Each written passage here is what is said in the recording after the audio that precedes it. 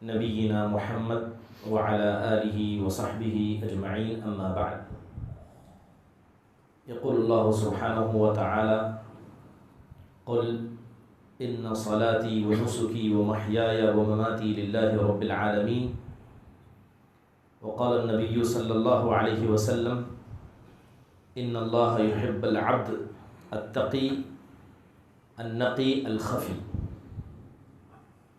محترم حاضرین، اللہ سبحانہ و تعالیٰ کا ارشاد ہے کہ اے نبی صلی اللہ علیہ وسلم آپ لوگوں سے کہہ دیجیے کہ بے شک میری نماز، میری قربانی، میرا جینا اور میرا مرنا یہ سب کا سب رب العالمین کے لیے ہے۔ حدیث رسول صلی اللہ علیہ وسلم پڑھی گئی۔ اللہ کے نبی علیہ الصلوۃ والسلام کہتے ہیں کہ بے شک اللہ تعالیٰ اس بندے کو پسند کرتا ہے جو متقی ہے، جو گناہوں سے پاک و صاف ہے، الخفی، اور جو لوگوں میں مشہور نہیں ہے، لوگوں میں عام لوگوں میں سے ایک ہے۔ محترم حاضرین، کچھ بنیادی باتیں عنوان کے حوالے سے گوش و گزار کرنا ضروری ہے۔ یہ بات ہم سب جانتے ہیں کہ دور حاضر کے اندر اس امت نے بہت سارے فتنوں کو اپنی نگاہوں سے دیکھا ہے، اور کتنے فتنے ایسے ہیں جو دلوں میں بس رہے ہیں اور روزانہ نازل بھی ہو رہے ہیں۔ انہی میں سے ایک بڑا فتنہ شہرت پسندی کا ہے۔ فیم، شہرت، لوگوں کے سامنے منظر عام پر آنا، اپنی خدمتوں کو گنانا، جتوانا، یہ ایک عام مصیبت فتنے کی شکل میں لوگوں میں نظر آتی دیکھی جا رہی ہے۔ اس میں کیا اچھے، کیا برے، کیا عام لوگ، کیا علماء، ہر کوئی ملوث ہوتے ہوئے نظر آ رہے ہیں۔ سب سے پہلی بات ہے کہ جب بھی شریعت اسلامیہ نے دل کی بات کی تو دل کو شریعت نے سب سے زیادہ اہتمام دیا ہے، کیونکہ جس گناہ کے تعلق سے ہم ذکر کر رہے ہیں یہ دل کی بیماریوں میں سے ایک بیماری ہے۔ انسان کو سمجھنا چاہیے کہ دل کو مقام شریعت نے کیا دیا ہے۔ بڑی مشہور حدیث آپ نے سنا ہوگا کہ جسم کے اندر ایک حصہ ایسا ہے، اگر وہ درست ہو جائے تو یہ درست حصہ باقی جسم کے اعضاء اور ان کے اعمال کی درستگی کی وجہ بن جاتا ہے۔ اگر یہی فاسد ہو جائے تو اعضاء اور اعمال کتنی بھی اچھے ہوں اس کا نتیجہ فسادی ہونے والا ہے۔ اسی لیے دل کو اللہ تعالیٰ نے کچھ ایسی عبادتیں عطا کی جو عبادتوں میں سب سے اشرف ہیں۔ مثال کے طور پر سوچنا اور سمجھنا یہ دل کا کام ہے۔ اللہ تعالیٰ قرآن میں کہتا ہے فَتَكُونَ لَهُمْ قُلُوبٌ يَعْقِلُونَ بِهَا، کہ ان لوگوں کے پاس ایسے دل ہونے چاہیے جس سے وہ عقل رکھیں، جس سے وہ چیزوں کو سمجھیں۔ ایک اہم عبادت جو اللہ تعالیٰ نے دل کو دی وہ قرآن کو اپنے سینے میں محفوظ رکھنے کی ہے۔ اللہ تعالیٰ کہتا ہے نزل به الروح الامین علی قلبک لتکون من المنذرین، کہ روح الامین ہمارے بندے جبرائیل امین آسمان سے اترے اور اس قرآن کو لے کر اترے اور اس کو آپ کے دل پر اتارا تاکہ آپ اس دل سے لوگوں کو ڈرانے والے بن جائیں۔ اور یہ بات ہم سب جانتے ہیں کہ ایمان اور ہدایت اس کا منبع اور مرکز دل ہوتا ہے۔ جب بندہ ایمان لاتا ہے اور اللہ اس کے ساتھ خیر کا ارادہ کرتا ہے، اللہ اس کے دل کو ہدایت دے دیتا ہے۔ جیسے اللہ کہتا ہے وَمَن يُؤْمِن بِاللَّهِ يَهْدِي قَلْبَهُ، کہ جو اللہ پر ایمان لاتا ہے اللہ اس کے دل کو ہدایت دے دیتا ہے۔ بات اگر اعمال کی کرے، چاہے وہ اعمال انسان دل سے کرے، ہاتھ و پیر سے کرے، جسم کے اعضاء سے کرے، اعمال کو لوگوں سے چھپانا خود ایک بہترین عمل ہے۔ جیسے کہ صلاۃ اللیل، رات کی نماز، تہجد کی نماز، یہ ایسی نماز ہوتی ہے جو عام اوقات میں نہیں پڑھی جاتی ہے، جسے پڑھتے ہوئے بسا اوقات گھر کے افراد بھی نہیں دیکھتے ہیں۔ یہ عبادت اللہ کو پسند ہے، بلکہ فرائض کے بعد سب سے زیادہ محبوب نماز اللہ اس کے رسول کے نزدیک یہ صلاۃ اللیل ہے۔ صدقہ انسان دیتا ہے، صدقہ دکھا کر بھی دیتا ہے، چھپا کر بھی دیتا ہے، لیکن افضل ثواب کے اعتبار سے زیادہ وہ صدقہ ہے جسے انسان چھپا کر دے، اور اس کی کیفیت بیان کی گئی کہ اگر سیدھے ہاتھ سے دے تو اپنے ہی دوسرے حصے ہاتھ کو نہ پتہ چلے۔ محترم حاضرین، اسی لیے دیکھیں کہ عبادتوں کی اصل جو دعا ہے، انسان دعا مانگتا ہے، لوگوں کے سامنے مانگتا ہے، چھپ کر مانگتا ہے، لیکن جو دعا چھپ کر مانگی جاتی ہے اس کا مقام و مرتبہ اللہ کے نزدیک بلند ہے۔ اس لیے اللہ تعالیٰ نے اپنے ایک بزرگ بندے اور اس کی دعا کو ذکر کیا، وَإِذْ نَادَى رَبَّهُ نِدَاءً خَفِيًّا۔ یاد کرو اس زکریا علیہ السلام کو، جب انہوں نے اپنے رب کو پکارا تو وہ تنے تنہا تھے، وہ اللہ تعالیٰ کے سامنے اپنے دل کے غبار کو رکھ رہے تھے۔ چھپ کر عبادتیں جو کی جاتی ہیں بہت فائدے ہوتی ہیں۔ سب سے پہلی بات، ایسی عبادتوں میں ریاکاری نہیں آ سکتی۔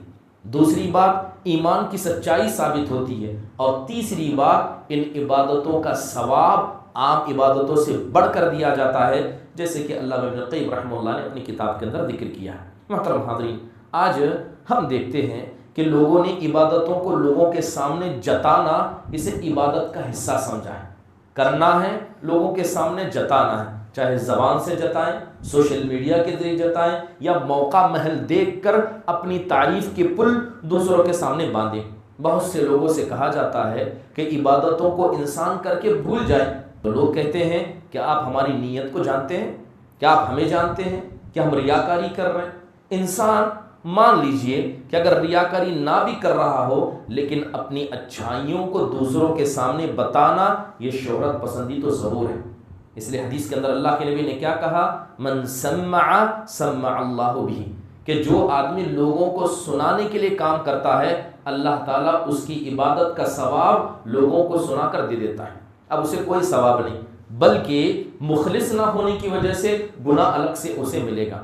آج ہم دیکھتے ہیں کہ شہرت پسندی کا جنون، لوگوں کے سامنے آنا، اپنے آپ کو مشہور کرنا، فالوورز گین کرنا ایک ایسی وبا اور بلا بن چکی ہے، نہ اس سے کعبۃ اللہ محفوظ ہے، نہ مدینۃ المنورہ محفوظ ہے، نہ ہماری مسجدیں، نہ ہمارے پروگرام محفوظ ہیں، کیونکہ یہ گناہ اتنا عظیم ہے کہ یہ عبادت کا جو اہم ڈھانچہ ہے اس کو گرا دیتا ہے۔ عبادت کی بنیاد کیا ہے؟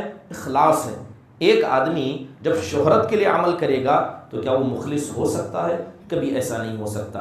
اس لیے آپ دیکھیں کہ علامہ ابن تیمیہ رحمہ اللہ فرماتے ہیں کہ کثیر ما یخالط الناس الشہوات الخفیہ مما یفسد تحقیق العبودیہ، کہتے ہیں کہ ہم نے دیکھا ہے کہ لوگوں کے دلوں میں چھپی ہوئی شہوتیں ہوتی ہیں۔ چھپی ہوئی شہوت کیا ہے؟ کہ لوگ مجھے یہ کرتا ہوا جانیں، میں نے کیا ہے، لوگوں کو پتہ چلے، یہ چھپی ہوئی شہوتیں ہیں، اور یہ اللہ کی عبادت میں ایک ایسی کیل ہے جو اس عبادت کو گرا کر رکھ دیتی ہے۔ محترم حاضرین، اللہ کے نبی صلی اللہ علیہ وسلم نے صحابہ کی موجودگی میں کہا تھا، یا بقایا العرب انی اخوف ما اخاف علیکم الشہوۃ الخفیہ۔ آپ نے کہا کہ عرب کے اے بقیہ باشندوں سن لو کہ مجھے سب سے زیادہ جس چیز کا ڈر تم پر محسوس ہوتا ہے وہ چھپی ہوئی شہوتوں کا ہے، جو دل میں تو موجود ہیں لیکن زبان پر نہیں آتی ہیں، مگر ہاتھ اور پیر اس شہوت کے کام کو انجام دے دیتے ہیں۔ اور وہ چھپی ہوئی شہوت کیا ہے؟ حب الریاسہ، انسان کا سردار بننے کی تمنا کرنا، کرسی ہولڈر بننے کی تمنا کرنا۔ محترم حاضرین، یہ شہرت پسندی، اس کا ایک بڑا نقصان یہ ہوتا ہے کیونکہ جو آدمی شہرت پسند ہو جاتا ہے وہ آدمی مال اور کرسی کا طلبگار بن جاتا ہے۔ ایسا ہو نہیں سکتا کہ وہ شہرت پسند ہو اور اسے کرسی کی لالچ نہ ہو۔ صرف کرسی کی لالچ، صرف آگے بڑھنے کی لالچ، یہ دین کو اتنا خطرناک نقصان پہنچاتی ہے۔ اللہ کے نبی صلی اللہ علیہ وسلم نے حدیث میں فرمایا، ما ذئبانی جائعانی ارسل فی غنم فافسد لها۔ آپ کہتے ہیں کہ کسی دو بھوکے بھیڑیوں کو بکری کے ریوڑ میں چھوڑ دیا جائے، وہ اس ریوڑ کو اتنا نقصان نہیں پہنچا پائیں گے جتنا کہ مال اور عزت کی چاہت انسان کے دین کو نقصان پہنچا دیتی ہے، یہ انسان کے دین کو گرا دیتی ہے۔ محترم حاضرین، شہرت پسندی کے نقصان میں سے ایک بڑا نقصان یہ بھی ہے کہ یہ اللہ تعالیٰ کی ناراضگی کی وجہ بن جاتی ہے۔ انسان لباس پہنتا ہے، لباس کا مقصد کیا ہے؟ شریعت نے کہا لباس پہنو تاکہ تمہاری زینتیں محفوظ رہیں، تمہاری شرمگاہیں محفوظ رہیں۔ لباس اللہ کی اطاعت میں ہم پہنتے ہیں، لیکن اگر کوئی آدمی شہرت پانے کے لیے، مشہور ہونے کے لیے مہنگا سے مہنگا لباس خریدے، جیسے کہ عمومی طور پر شادی بیاہ میں دیکھا جاتا ہے کہ شیروانی کا استعمال، کوٹ پینٹ کا استعمال اپنے سٹیٹس کو دکھانے کے لیے کیا جاتا ہے، یہ عادت ہے، لیکن اس عادت کو بھی آپ شہرت کا ذریعہ بنا لیجئے، یہ ایسی عبادت بن جائے گی جو اللہ تعالیٰ کی ناپسندگی کی وجہ بن سکتی ہے۔ آپ نے فرمایا ما من عبد لبس ثوب شہرت الا اعرض اللہ عنہ حتی ینزعہ۔ اللہ کے نبی کہتا ہے کہ جو آدمی شہرت پانے کے لیے، مشہور ہونے کے لیے لباس پہنے، اللہ تعالیٰ اس سے اپنے چہرے کو پھیر لیتا ہے، یہاں تک کہ وہ آدمی اپنے اس لباس کو اتار کر نہ رکھے۔ بلکہ دوسری حدیث میں اس کی ایک سزا بھی بیان کی گئی۔ آپ نے کہا من لبس لباس شہرت فی الدنیا البسہ اللہ لباس مذلۃ یوم القیامہ ثم الہب فیہ نارا۔ آپ کہتے ہیں جس نے شہرت کے لیے لباس پہنا، اللہ تعالیٰ اسی لباس کے ذریعے اسے جہنم میں دہکائے گا اور اس کی آگ کو اسی سے بھڑکایا جائے گا۔ محترم حاضرین، سلف صالحین کے نزدیک اس شہرت سے بچنا اتنا عظیم تھا۔ بڑا مشہور قصہ ہے جو سلف صالحین کے یہاں ذکر کیا جاتا ہے۔ تابعیوں میں سے ایک مشہور تابعی تھے، انہوں نے اپنے ایک غلام کو کہا کہ کیونکہ وہ حدیثیں پڑھاتے تھے تو حدیث بیان کی نبی کریم صلی اللہ علیہ وسلم کے چپل اور جوتے کے حوالے سے، تو انہیں پسند آیا کہ جو اللہ کے نبی صلی اللہ علیہ وسلم کا جوتا تھا، جو آپ کی نعل تھی، میں بھی ویسے بناؤں۔ لہذا اپنے غلام کو حکم دیا کہ جاؤ علماء سے معلوم کرو کہ اللہ کے نبی صلی اللہ علیہ وسلم کے چپل کیسے تھے، آپ کیسی چیزیں پیروں میں پہنا کرتے، اور مجھے بالکل ویسے بنا کر لانا۔ تابعیوں کا زمانہ یہ زیادہ دور کا زمانہ نہیں تھا، 100 ہجری کے قریب کا زمانہ تھا۔ لہذا گئے اور جا کر بڑی محنت سے علماء سے معلوم کر کے شمائل کو پڑھ کر ویسے جوتے بنا کر اپنے استاد کے لیے لے آئے جو اللہ کے نبی صلی اللہ علیہ وسلم کے جوتوں سے مشابہت رکھتے تھے۔ پہن کر مسجد جانے لگے، ایک مرتبہ گئے، دوسری مرتبہ گئے، تیسرا مرتبہ نکال کر فوراً اسے اپنے گھر میں بند کر لیا۔ جو غلام تھا جس نے اتنی محنتیں کر کے اس جوتوں کو بنایا تھا، وہ تعجب کرتے ہوئے کہنے لگا کہ آپ نے اس کو چھوڑا کیوں؟ آپ تو نبی صلی اللہ علیہ وسلم کی اتباع میں اس کو پہن رہے تھے، آپ صلی اللہ علیہ وسلم کی اطاعت میں اس کو پہن رہے تھے۔ تو کہنے لگے کہ جب میں اس جوتوں کو پہن کر مسجد کو جاتا ہوں، لوگ میری طرف ٹکٹکی باندھ کر دیکھتے ہیں، مجھے لگا کہ نبی کی سنت پر عمل کرنا یہ سنت ہے، لیکن شہرت سے بچنا یہ ظلم ہے، یہ گناہ ہے، سنت کو کماؤں اور گناہ کو بھی کماؤں، یہ نہیں ہو سکتا۔ فوراً ان کو نکال کر رکھ دیا۔ بسا اوقات بعض سنتوں کی اتباع اگر انسان کی شہرت کی وجہ بن جائے تو انسان کا ان کو چھوڑنا اور شہرت سے بچنا یہ زیادہ ضروری ہے۔ آپ تصور کریں کہ اسلام نے عاجزی اور انکساری کو کتنا بڑا مقام عطا کیا۔ بڑا مشہور قصہ ہے، ایک آیت سے متصل ہے۔ اللہ تعالیٰ کہتا ہے تِلْكَ الدَّارُ الْآخِرَةُ نَجْعَلُهَا لِلَّذِينَ لَا يُرِيدُونَ عُلُوًّا فِي الْأَرْضِ وَلَا فَسَادًا وَالْعَاقِبَةُ لِلْمُتَّقِينَ۔ اللہ کہتا ہے کہ یہ آخرت کی زندگی ہم نے ان لوگوں کے لیے بنائی ہے جو زمین میں نہ سر بلند ہونا چاہتے ہیں، نہ زمین میں فساد مچانا چاہتے ہیں، اور ہمیشہ فیصلہ متقیوں کے لیے ہوتا ہے۔ حضرت علی بن ابی طالب رضی اللہ عنہ سے پوچھا گیا کہ زمین میں سر بلندی کا مطلب کیا ہے؟ زمین میں اپنا مقام بنانا، لوگوں میں اپنی پہچان بنانا، سر بلندی کا مطلب کیا ہے؟ تو حضرت علی بن ابی طالب کہتے ہیں کہ مان لو اگر کسی آدمی کے پاس جوتا ہے اور اس کے جوتے میں ایک تسمہ ہے جسے ہم لیس کہتے ہیں، اگر جوتا ہے جوتے میں تسمہ ہے، وہ دل میں صرف اتنی تمنا کرے یہ جو تسمہ میرے پاس ہے میرے بھائی سے میرے نزدیک بہتر ہو، تو کہتے ہیں کہ زمین میں سربلندی ہے۔ اور جس نے زمین میں سربلندی چاہی اللہ نے آخرت میں ذلت کا وعدہ ایسے لوگوں کے لیے کیا ہے۔ سبحان اللہ۔ اگر شہرت پسندی کی بات کریں یہ تو بہت دور کی بات ہے۔ اسلام عاجزی سکھاتا ہے، تکبر یہ اللہ کی صفت ہے، زمین میں بڑا بننا یہ اللہ کی شان ہے، اور جو آدمی اللہ کی صفت میں اس کے شان میں اپنے آپ کو لانا چاہے گا ایسا آدمی ہلاکت کی طرف اپنے آپ کو آگے بڑھائے گا۔ شہرت پسند انسان یہ تعریف پسند ہوتا ہے، لوگ اس کی تعریف کریں تو خوش ہوتا ہے، اگر لوگ تعریف نہ کریں تو وہ جگہ چھوڑ دیتا ہے، لوگوں سے نفرت کرنے لگتا ہے۔ اور یہ بات آپ کو پتہ ہونا چاہیے کہ تعریف پسند ہونا یہ بذاتی خود ظلم ہے۔ تعریف کا حقدار صرف اللہ ہے، تمام تعریفوں کا مالک اللہ ہے۔ آپ اس تعریف کو اپنا حق سمجھیں تو کہیں نہ کہیں یہ ظلم ہے۔ اس لیے آپ صلی اللہ علیہ وسلم کہا کرتے ایاکم والتمادح فانہ الذبح، آپ کہا کرتے کہ لوگوں کی بڑھ چڑھ کر تعریفیں مت کیا کرو، یہ اسے ذبح کرنے کے جیسا ہے، چھری سے اسے ذبح کرنے کے جیسا ہے۔ محترم حاضرین، شہرت پسندی کے نقصانات میں سے ایک بڑا نقصان یہ ہوتا ہے کہ جو آدمی جتنا مشہور ہوگا، لوگ جتنا اس کو فالو کریں گے، اس کی ذمہ داری بھی اتنی بڑی ہوگی۔ اگر اچھا کرے گا تو اچھا پائے گا، لیکن جہاں اس نے غلط کیا اللہ کے پاس حساب بھی اس کا ویسا ہوگا۔ ایک چھوٹا سا قصہ، حضرت عمر بن عبدالعزیز رحمہ اللہ علیہ، یہ ہشام بن عبد الملک کے مستشاروں میں سے تھے۔ ہشام بن عبد الملک حج کے لیے پہنچا تھا، تو جب وہ مینا کے مقام پر پہنچا تو لوگوں کے سامنے باہر نکلا، اور باہر نکل کر پہاڑ سے لوگوں کو دیکھا کہ لوگوں کا جم غفیر ہے جو مینا میں موجود ہیں۔ تو عمر بن عبدالعزیز رحمہ اللہ کو بلا کر کہتا ہے کہ کیا آپ ان سروں کو گن سکتے ہیں جو میری ماتحتی میں حج کر رہے ہیں؟ کیا کہتا ہے ہشام؟ کیا آپ ان سروں کو گن سکتے ہیں جو میری ماتحتی میں حج کر رہے ہیں؟ تو عمر بن عبدالعزیز رحمہ اللہ نے موقع پایا، کہا کہ نہیں، ان سروں کو میں نہیں گن سکتا، اور شاید ہمارے جو فوجی ہیں وہ بھی نہ گن پائیں۔ کہنے لگے کہ یہ لوگ آپ کے ماتحت ہیں، لیکن قیامت کے دن یہ سب آپ کے خلاف کھڑے ہو جائیں گے۔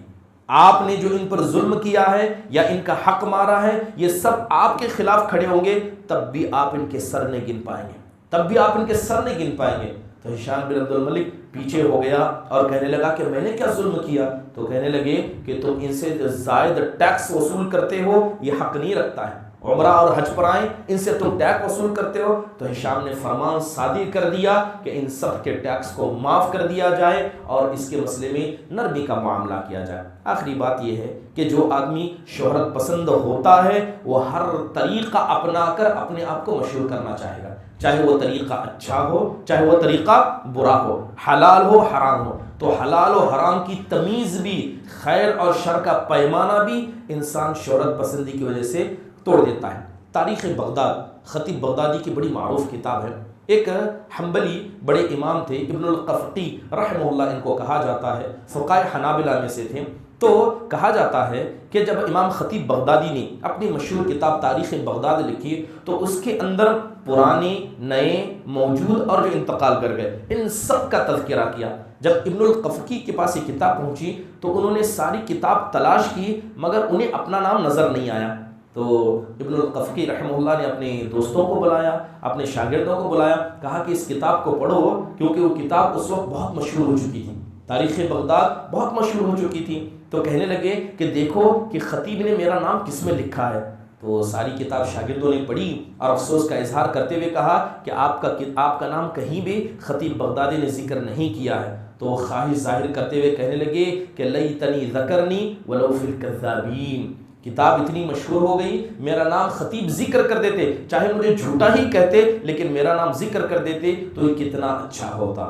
دیکھیں دل کی شہوتیں، امام ہے، وقت کے امام ہے، لوگوں کو سکھاتے ہیں، لیکن دل میں شہوت چھپی تھی، موقعاتی شہوت نکل گئی، وہ شہرت پسندی کی تھی۔ بڑا افسوس والا واقعہ ہے، مگر ابن کثیر رحمہ اللہ نے اپنی کتاب النہایہ کے اندر لکھا ہے کہ 600 ہجری میں جب حج کا وقت چل رہا تھا، ایک آدمی اچانک کھڑے ہوا اور سب کے سامنے اس نے زمزم کے کنویں میں پیشاب کر دیا، زمزم کا کنواں اس میں پیشاب کر دیا۔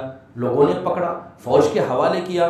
جب اس کو پکڑ کر پوچھا گیا کہ تم نے ایسا کیوں کیا تو اس نے کہا لِأَشْتَهِرَ بَيْنَ النَّاسِ، مجھے لوگوں میں مشہور ہونا تھا، کوئی کام کرنا تھا، مجھے مشہور ہونا تھا، لہذا حج کے لیے آیا ہے، احرام کی حالت میں ہے اور صرف مشہور ہونے کے لیے اس نے زمزم کے کنویں میں پیشاب کیا۔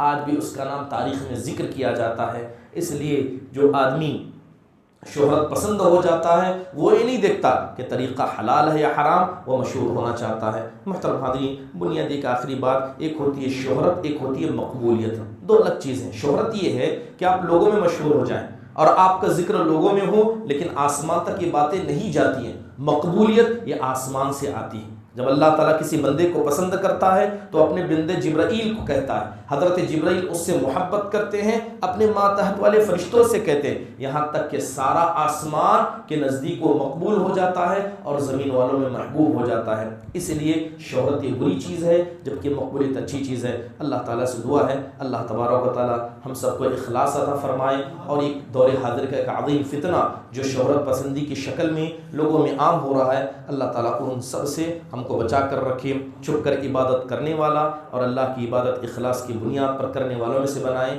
آمین۔ اقول قولی ھذا